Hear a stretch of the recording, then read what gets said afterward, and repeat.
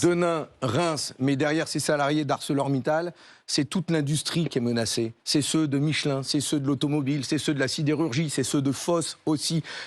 Est-ce qu'on aura encore des ouvriers qui porteront ce casque dans notre pays dans les années qui viennent? S'il n'y a pas un geste fort pour les protéger notre industrie, et ce serait quoi alors la ils vont proposition de mourir. loi, elle dirait quoi?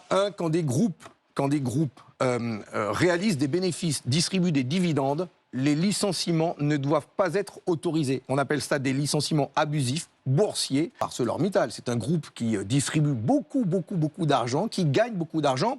Et là, il y a Reims, il y a Denain, mais ensuite il y a Dunkerque, qui derrière est menacée parce que c'est une aciérie qui fonctionne au charbon. Il faut la transformer pour qu'elle fonctionne à l'électricité. Il demande des investissements considérables. 850 millions d'euros qui ont été débloqués.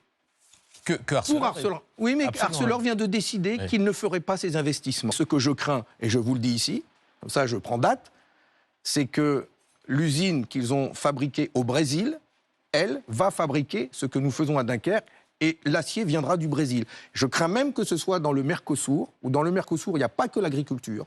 Il y a aussi les services et l'industrie. Le Brésil fait partie de ces 5 pays d'Amérique latine concernés. Je crains que ArcelorMittal mise sur le Brésil et que l'acier de nos voitures, de notre industrie, vienne du Brésil. C'est une folie, c'est un non-sens économique.